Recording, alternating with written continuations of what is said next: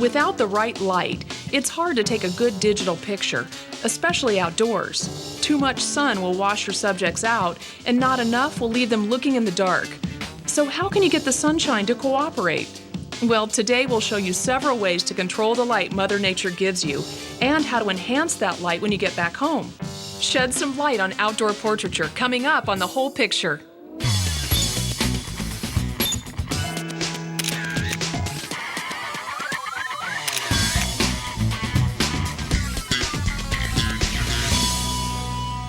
Welcome to The Whole Picture. I'm ERIN Manning.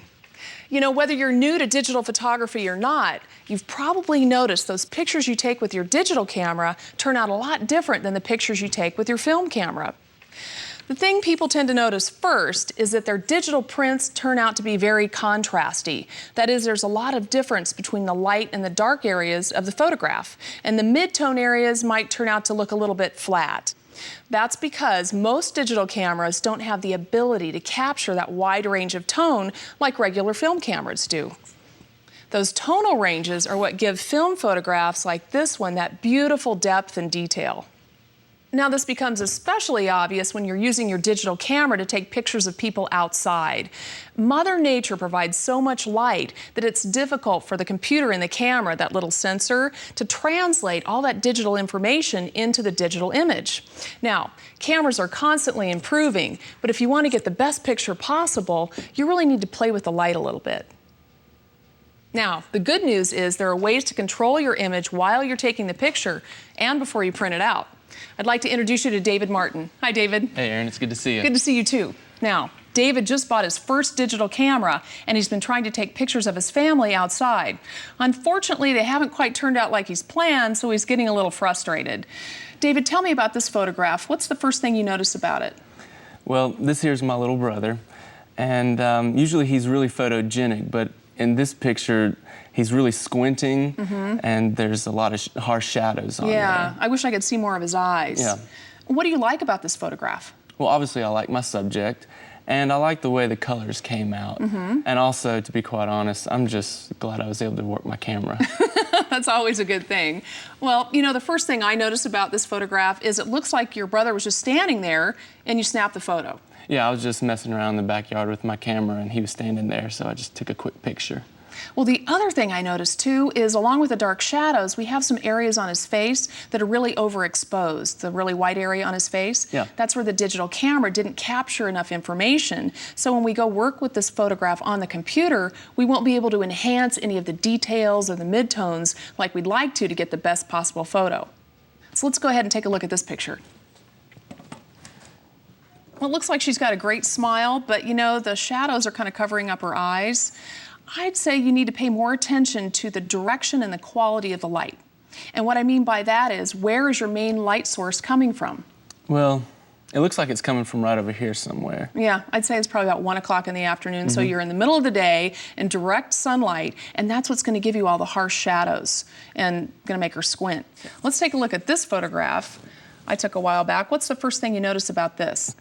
Well, compared to the pictures I took, the lighting in this one is much better, and you can even see their eyes. Yeah, look how their faces are sort of evened out, the tones look nice, and they've got a great energy. Yeah. You can really see some light in their eyes there. Yeah, they look good. Yeah, so that's because the natural light has been manipulated to highlight their features. And you know what? You can do this yourself. So take a look at her eyes. What do you see in there? Well, there's a light in them. There is, and that's called a catch light. And every good portrait photographer, inside or outside, tries to get a catch light in their subject's eyes because it really makes them look alive. And you know what? Catch lights add sparkle to anyone's eyes, so any photographer can do this. Now, David, today I'm going to teach you some great tips and techniques. We're going to go outside and shoot some great photographs. So first, what we're going to do is find the best available location for the best light. And then I'll show you how to use a reflector to manipulate light and reflect it back on your subjects. Okay. And when you're comfortable with that, I'm going to show you that special little function on your camera called the fill flash. So once we finish all of that stuff, we're going to take the camera back here to the studio and download the photo onto the computer and rework it and play with the midtones and the details and things like that so we can get the best picture possible. Sounds good. So you ready to go? Yeah. All right, now before we go outside, let's go take a look at some of the gear we'll be using. All right. And grab your camera.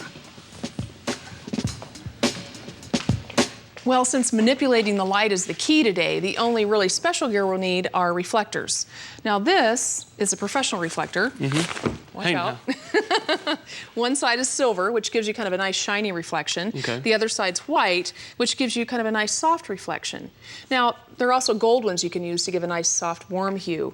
But you don't even have to use a professional reflector. You know, if you want to save money or don't want to invest in one, you can use things all around the home. For instance, this aluminum foil. I know, aluminum foil. Shiny on one side, dull on the other. All you need is something sturdy to wrap it around, like cardboard or a baking pan, and poof, you have a reflector. Yeah, that's cool. Yeah, this might look familiar here. What do you think this is? Car reflector. Yeah, gold on one side and silver on the other. Really easy to use. You can also use like a white bed sheet or an old pillowcase or even, you know, like white poster board or something to reflect light back into someone's face. All right. So just experiment, you know, take your time and see what you like, because that's the beauty of digital photography. If you don't like the picture, you just delete it. Just get rid of it, yeah. Right. So you ready to take some shots? Yeah. Okay, I'm gonna grab these reflectors, and if you could grab that wax paper, Okay. I'll show you what that's for in a minute. I'll get this tripod and let's go. Let's do it. What do real estate and photography have in common? 3 things: location, location, location. Up next, I'll show you how to pick the right location with the best available light. And we'll reflect on the best ways to add some extra light when the sun isn't cooperating. Coming up on The Whole Picture.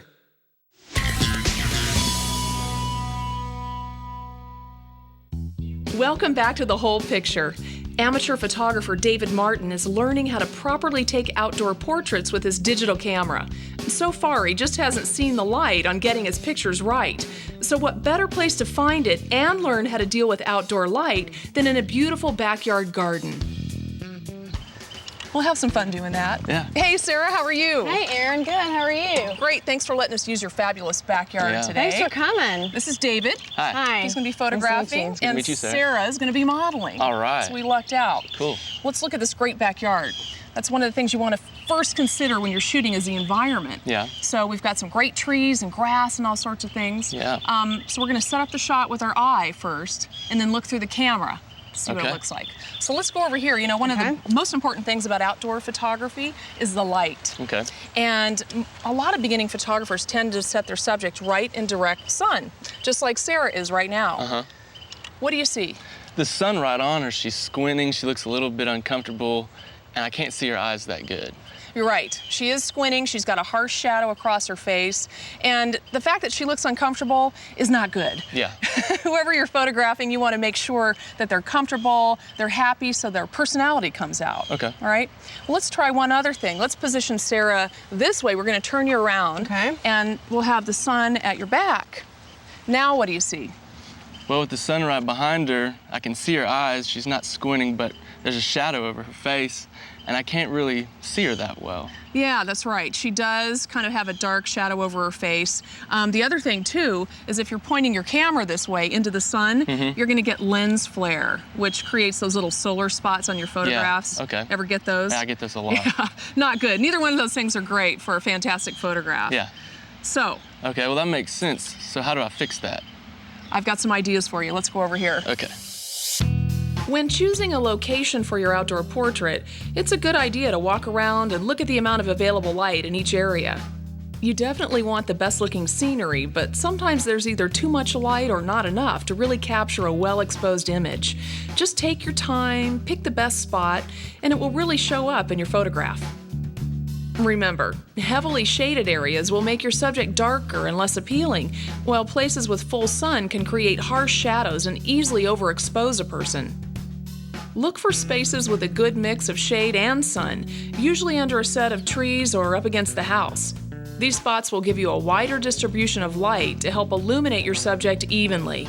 Well, all right. What do you think about this spot right here? I like it. You know, this has great light. We've got enough shade and also enough light to work with. Sarah, why don't you have a seat? Okay. And we'll see how things look. Go Okay. ahead and let's frame up the shot. All right. I think this is going to look really good. I do too. We've got some nice light here to work Let's with. see here. So what do you see? I like this shot. It's really good over here. Okay. Now what do you see? Wow, I like that a lot. Looks a lot better, doesn't it? It does. Well, these are the reflectors I was telling you about in the studio. What they do is they really take light from the sun. You always want to find your sun and reflect the light back into her face. You know, even though this is great lighting over here with the shade, we still might want to pump up some of her features. And look at the light in her eyes now that I'm using this reflector. That looks really good. And I can also turn it around and maybe use the white side of the reflector. As long as I have the sun, I can reflect it back in her face, just like that. You can really play with it. And I brought another reflector out here today, too. The gold reflector. All right. I love this one because it really puts a nice warm cast on her face. It does, yeah. And look how it really lights up her eyes. It gives a catch light in the eyes. You want to do that whenever you're shooting a portrait. Try to get some catch light in the eye. Makes them really look alive. So I can really play with this, bring it back, pull it forward, tilt it around, as long as I know where the sun is and I'm reflecting it. So no matter what you do with your reflector, you've always got instant feedback. Most of the time, you want the reflector as close as possible to the subject without it actually appearing in the photo. With portraits, it often needs to be tipped back at a 45-degree angle to fill in the shadows under the chin, nose, and eyes. If you're on your own when taking head and shoulder portraits, just rest the reflector against a bag or tripod. You can also ask your subject to hold the reflector in their lap, just out of view. For more information on how to properly use reflectors, visit our website at DIYnetwork.com.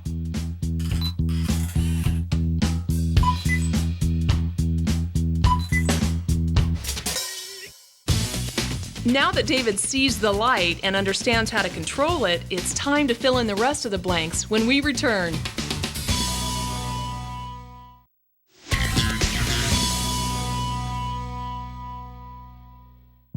Welcome back to The Whole Picture.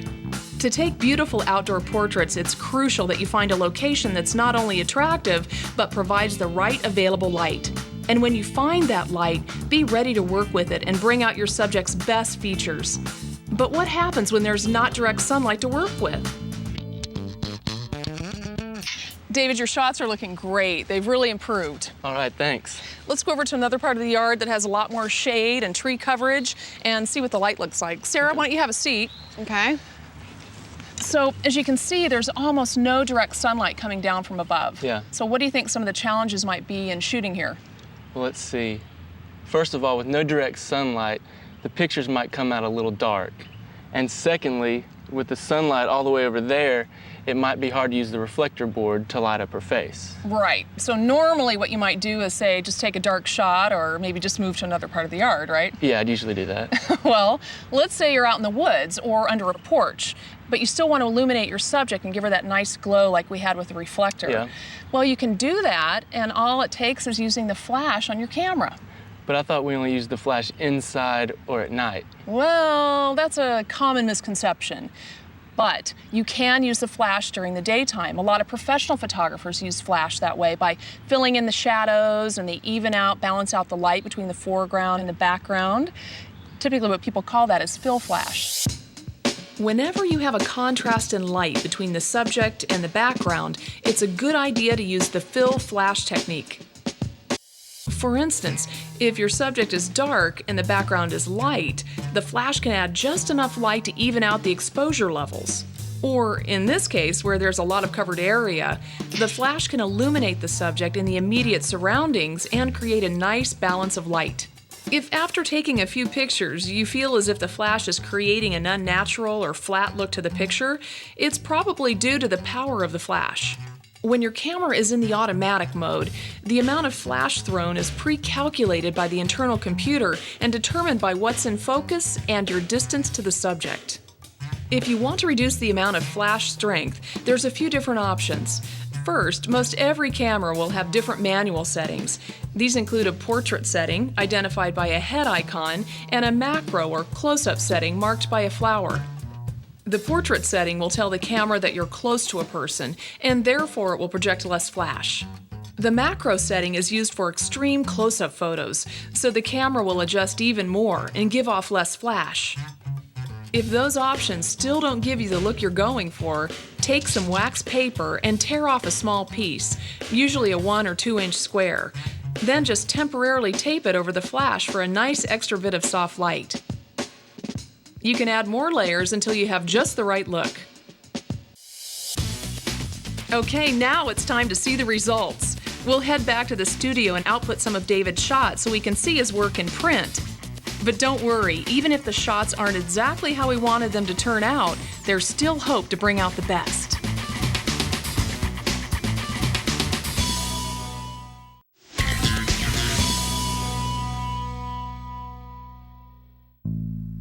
In most cases, taking good outdoor portraits isn't just about pointing and shooting. You have to find the right location with the right light, and then you have to work with the light to bring out the best in your subject. And sometimes you may even want to use your flash to fill in the dark areas that Mother Nature left behind. But the beauty of digital photography is that even after the picture is taken, there's still hope. Yeah, it was beautiful weather. It was. So, David, did you have a good time today? I did. I learned a lot. That's great. I think you got a tan, too. Well, I needed one. Bad. Well, I went ahead and downloaded all the pictures from your camera, so let's take a look. All right. Those look pretty good. They are pretty good. That's nice. Go ahead and click through and pick one you really like, and we'll go ahead and alter it and change it a little bit and make it even better. Okay.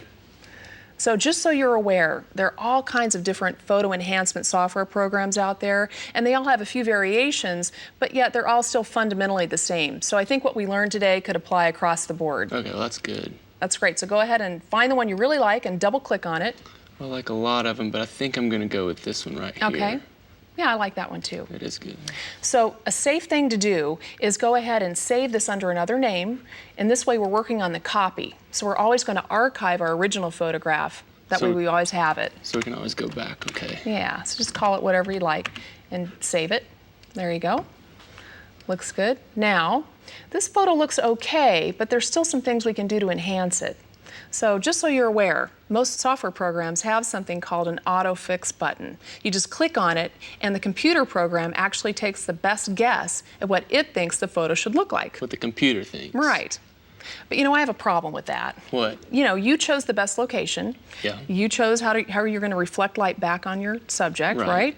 So why wouldn't you want to customize this? Yeah. So I want the final set. Exactly. So let's go ahead and go up to Enhance in the File menu and just scroll down to Adjust Lighting. There you go. Now you have three choices off to the right: shadows and highlights, brightness and contrast, and levels. Today we're just going to work with shadows and highlights. So click on that. It immediately gives you a window to work with, and we have three different sliders to work with: light and shadows, the dark and highlights, and mid-tone contrast. So just that's right. Click your mouse on one and just drag it back and forth, and you can immediately see the results in your photograph. That's pretty cool. You just want to make sure the preview box is clicked, and that way you can see the immediate results. Okay. So just go ahead and make it look the way you want. Let's see. And when you finish up, just click OK. How about that? I like that. That looks good. Okay. Great. And go ahead and save it again. We'll always save too before you print. All right. Looks good.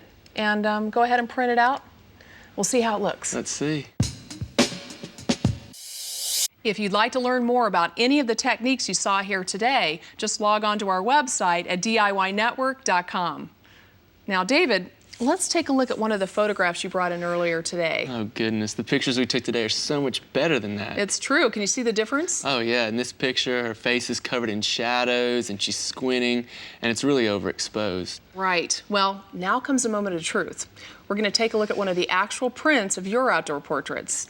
Now, remember, you had some problems here with the lighting, the harsh shadows, etc. Right. Look what you did today.